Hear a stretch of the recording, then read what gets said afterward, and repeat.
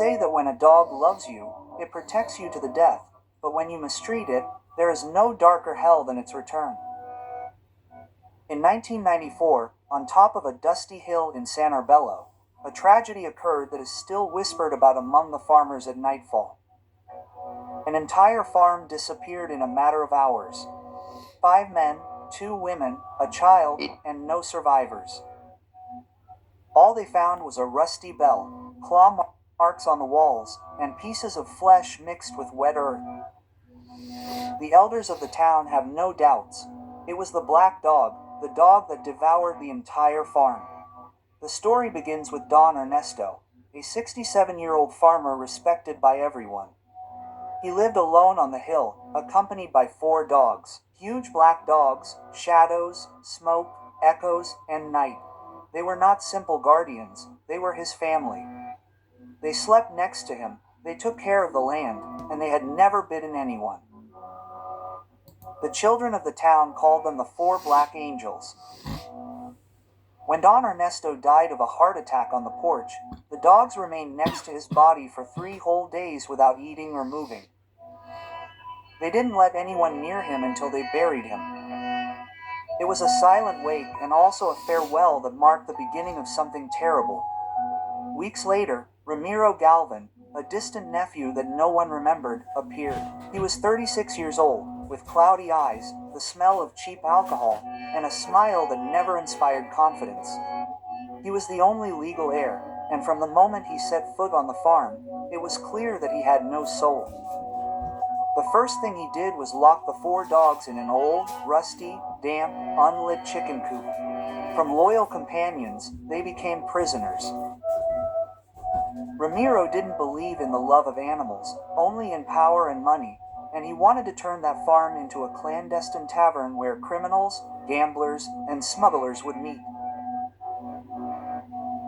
Dirty laughter and the smell of liquor replaced the crowing of roosters.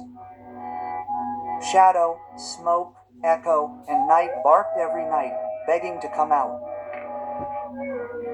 They howled with hunger, tearing at the wood, but no one listened, except for the wind that rang the bell at the gate, as if warning of something that was about to happen. One freezing dawn, a drunken customer, nicknamed the One-Eyed Man, made fun of Ramiro while the dogs whined in the darkness.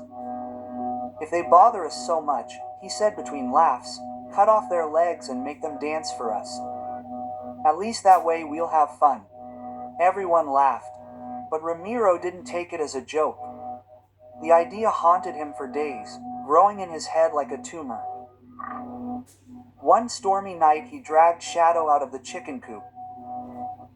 He tied a rope around her neck in front of his drunken friends and began to beat her mercilessly with an iron bar. The dog whimpered. Her eyes shone with fear, not hatred. When she finally fell to the ground, she was no longer breathing. Ramiro dropped the bar, laughing like a madman. The rain washed away the bloodstains on the ground. The next morning, the shadowy body had disappeared. No trace, no footprints, nothing. From that night on, the farm changed. Men said they heard heavy footsteps on the roof when it rained, like claws dragging on wet wood. Others claimed they felt hot breath on the back of their necks when they walked alone. And the little bell, that old rusty bell, began to ring even when there was no wind. The One-Eyed Man was the first to whisper what no one wanted to believe. The dog returned and she was not alone. The other dogs stopped eating. Smoke moaned non-stop. Echo scratched at the walls of the chicken coop as if he wanted to escape. And night after night, he just stared into the darkness. With his eyes fixed on some invisible point, Ramiro, drunk and stubborn, decided to end it all. He grabbed his rifle, went to the chicken coop, and shouted, "If you don't shut up, I'll kill you all tonight." But when he opened the door, there was no one there, just a broken rope and a bell lying on the ground, covered in black hair and damp earth. That same night, thunder split the sky. The neighbors from their homes saw something moving on the roof of the clandestine tavern. 4 enormous, black figures, with eyes like burning coals. The bell rang once, twice, 3 times. The men inside the tavern, Ramiro, the one-eyed man, and three others, closed the doors and windows. Outside, something scratched at the wood. Then, a sharp knock on the gate. The dogs didn't bark. The dogs weren't dogs. Something had returned from the dead. To collect a debt, the storm raged on. The rain pounded on the roof of the tavern like nails on a wooden box. Ramiro and the four men inside the place were tense, drunk, but sober with fear. The little bell hanging on the gate rang alone, slowly, like a clock counting down the seconds before disaster. "That's not the wind," the one-eyed man whispered, his eyes wide. No one answered because they all knew he was right. The windows rattled. Something heavy was walking outside. A low, wet panting sound came through the cracks as if a beast were breathing against the walls. Ramiro grabbed his rusty shotgun, went to the front door, and pressed his ear to the wood. What he heard chilled his blood. 4 deep breaths, synchronized, waiting. Thunder illuminated the hill. For a split second, everyone saw the shadows outside. 4 black figures standing tall with rain dripping down their backs. One of them had a rusty bell hanging from his neck. Another dragged a broken chain. The tallest one seemed to walk on 2 legs. "Close the damn windows," Ramiro shouted, but it was too late.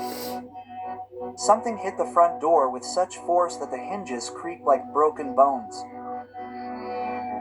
The men ran to secure it, but another blow split the wood in half. The third blow knocked the entire gate down. The bell rang one last time and darkness entered. First came smoke, or what once was smoke. His fur was soaked. His jaw hung open, showing teeth that were impossible to forget. His eyes shone like red-hot coals. He walked slowly, dragging his hind legs as if he had left them in another life. Then Iko came flanking him last night, advancing almost upright with a crooked, inhuman gait. And finally, Sombra, the dog that Ramiro had killed, no longer had a look of fear. She was hungry. The men backed away. The one-eyed man pulled out a knife. Another grabbed a broken bottle. But terror is not fought with cheap weapons.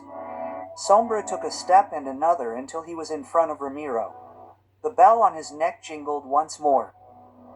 He raised the shotgun, but his hands were shaking so much that he could barely hold it. A guttural roar filled the room. The glasses on the bar shook, the bottles shattered from the impact of the sound, and then, in a single movement, the 4 dogs leapt upon the group like living shadows. The first to fall was the one-eyed man. Humo tore his arm off with a dry snap, as if he had cut a branch. The man screamed, but no one helped him.